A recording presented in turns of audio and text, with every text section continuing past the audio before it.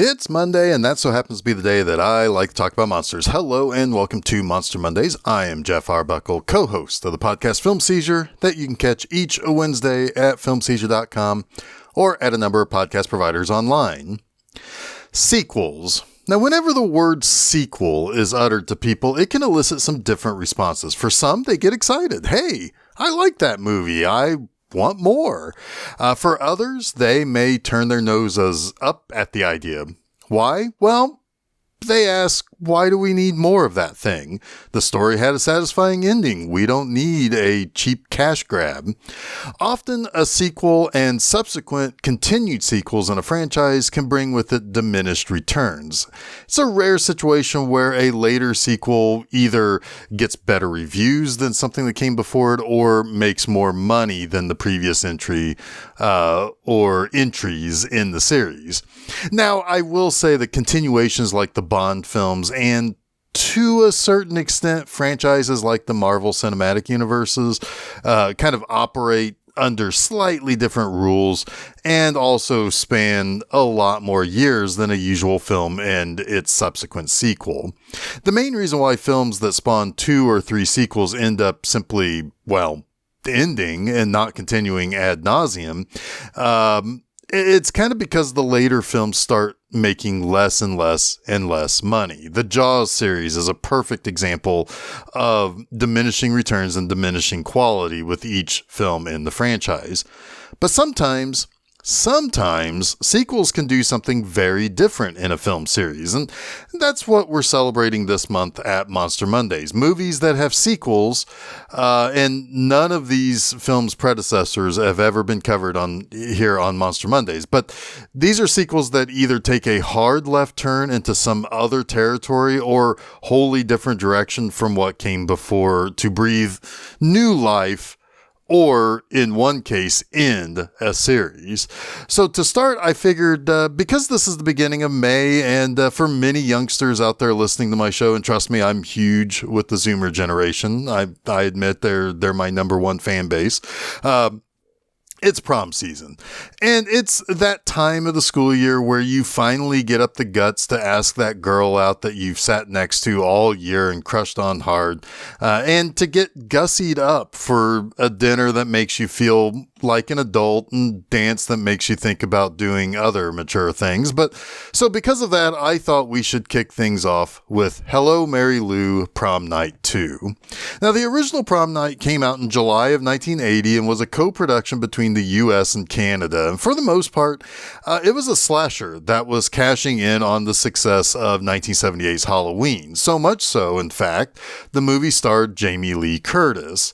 Co-starring as her father and principal at the school is none other than Leslie Nielsen in his pre-Police Squad and Naked Gun days. But fun fact, just 2 weeks prior to this film's release, Airplane had released already, more or less setting him on the comedic trajectory that he would be best known for in the last 25 years of his career. Now, basically, Prom Night was about an awful event that happened to a group of kids leading to the death of a little girl that turns into a secret among the friends. Then someone starts picking off those friends who were part of that pack to keep the death a secret.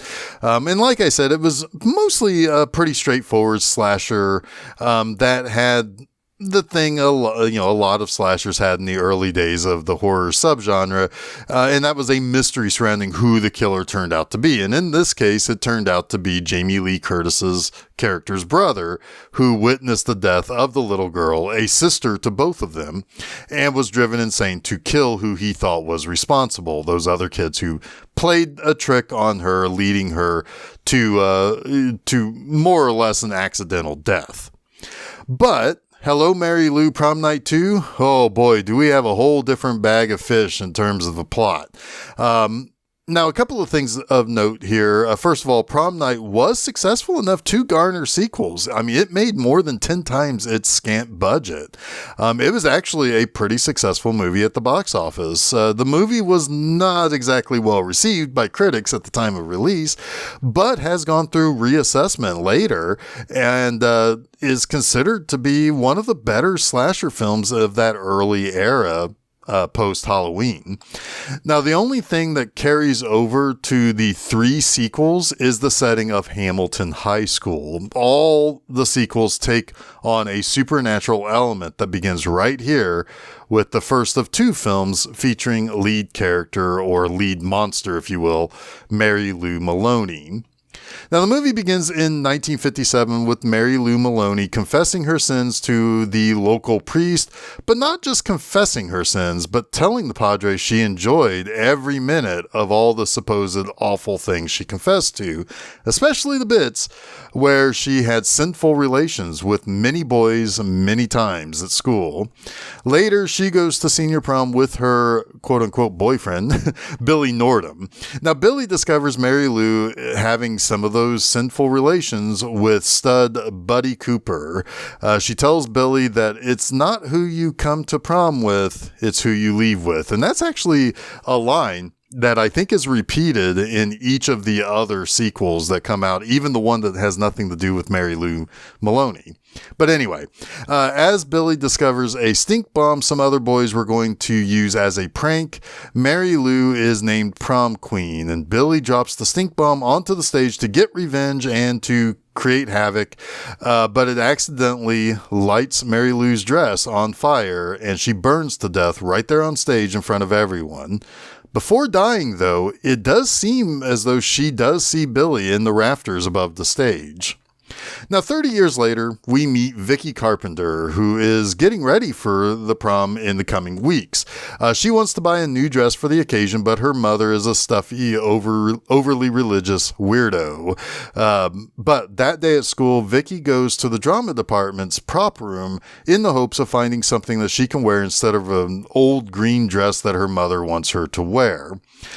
We never see the green dress, by the way. I always wonder if it's like really, really stuffy, or really, really like covers her up completely or something. Knowing how Vicky's mother is played in this, I suspect it's incredibly ugly and it almost probably is like a church event type of dress. But anyway, there, Vicky unwittingly releases the spirit of Mary Lou when she opens a chest that contains the cape and crown that Mary Lou was to put on after being named prom queen.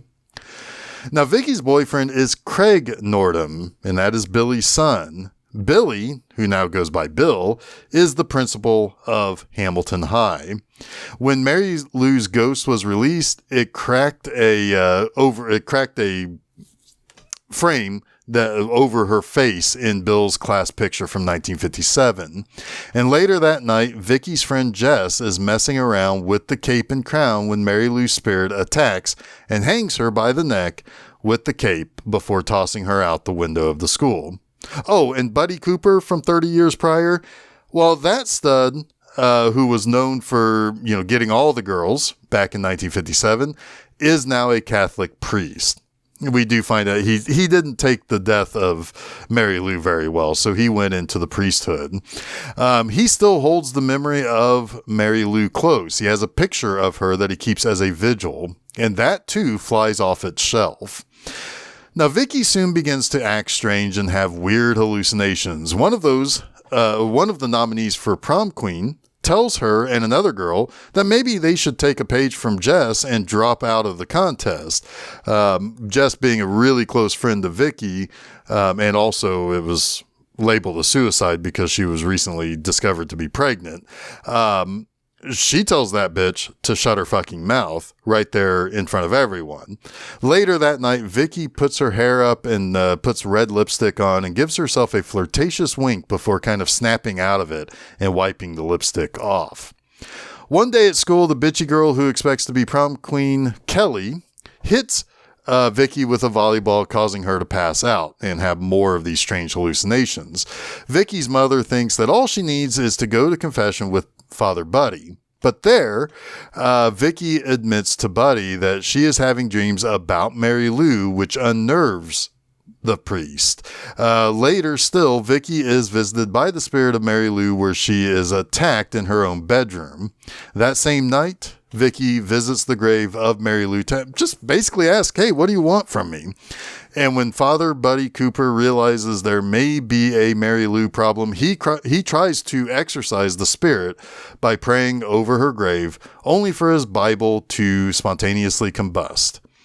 Buddy then tries to talk to Bill about Mary Lou coming back, and he warns Bill that she could be coming for him as he was technically her murderer, and Bill throws him out of his house and doesn't really want to talk about it.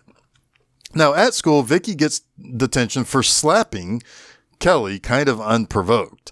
Mary Lou then drags Vicky into a portal within the blackboard of the classroom and takes possession of her body. Her first stop is to go to Buddy and repeat something to him that she said when they were playing grab ass on prom night.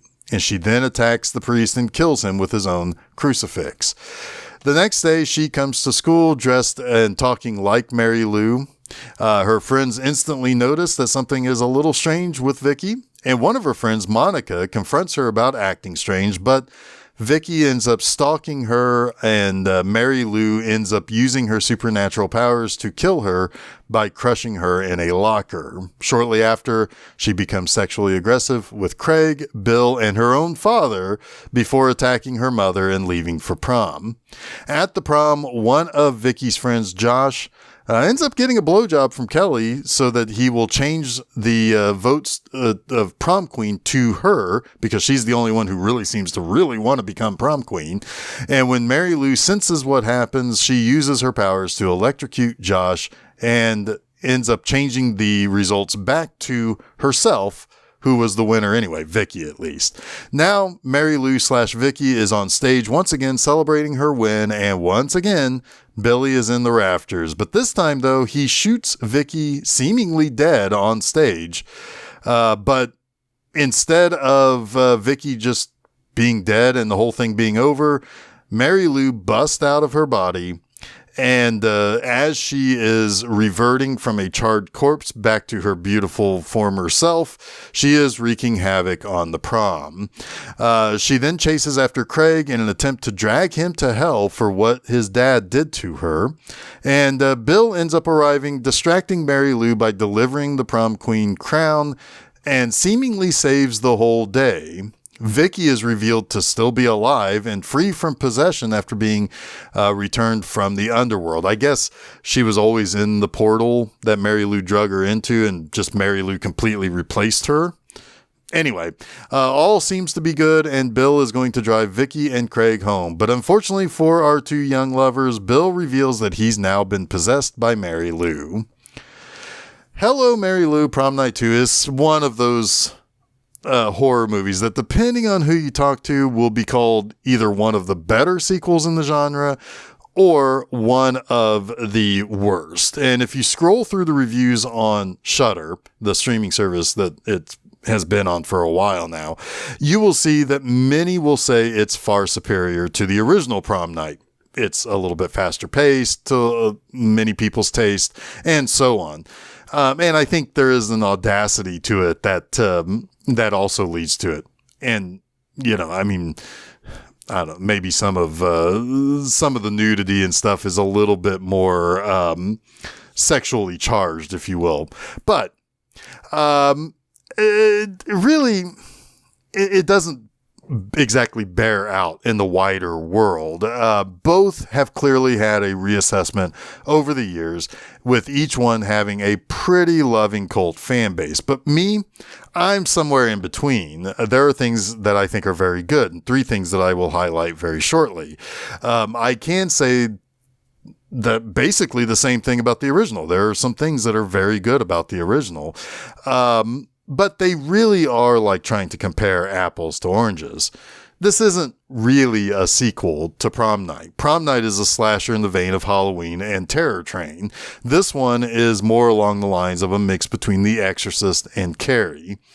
And I think of all the Prom Night films, most will name these two as the best, and then you will split even further to find the people who side with the original slasher to those who side with this more kind of different and interesting sequel that goes with the more supernatural. But let's get into those three things I like about Hello, Mary Lou, Prom Night 2. First up, I think the best sequence of the entire movie is the opening scene. Much like with the first movie, it begins in flashback before catching up to the present.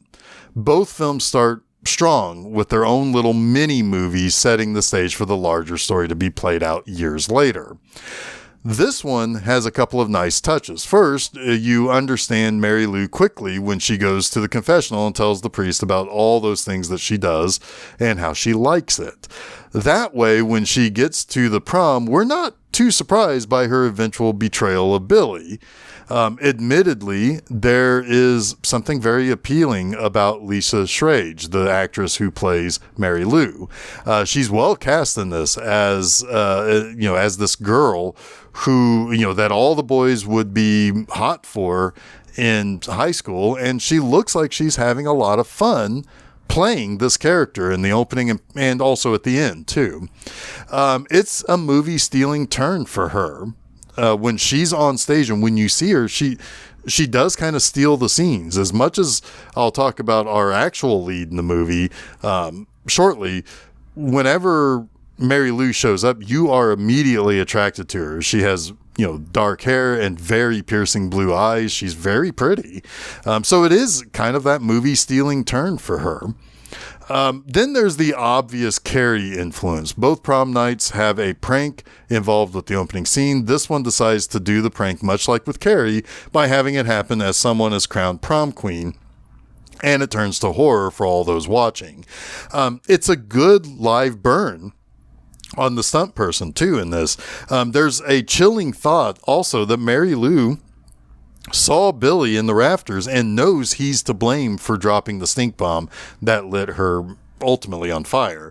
And generally, it's a really good setup and sets that stage nicely for the rest of the movie, and really kind of informs some of the other characters that were there that we see later too. Now, second, I like the general business of this movie. And what I mean by that specifically is that there are some nice touches added into the teenage characters.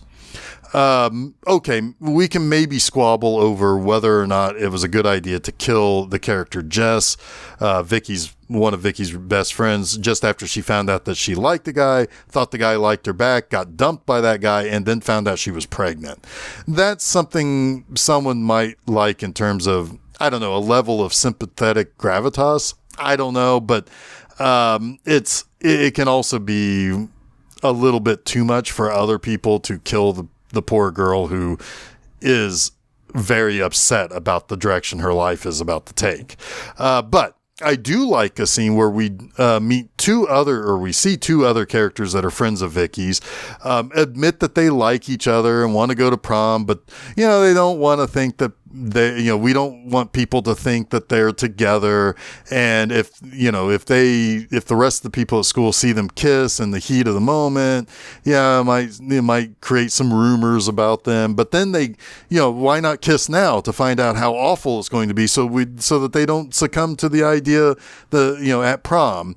It's a very sweet scene that is acted well by the two actors that are doing that. It's there's enough to fill out this movie that's surprisingly 97 minutes long for a sequel to a slasher movie, but it does kind of offer a little bit of that kind of idealized feel.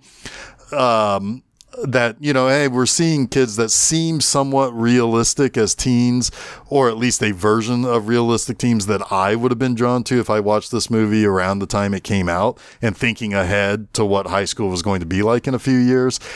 There's a nice element there.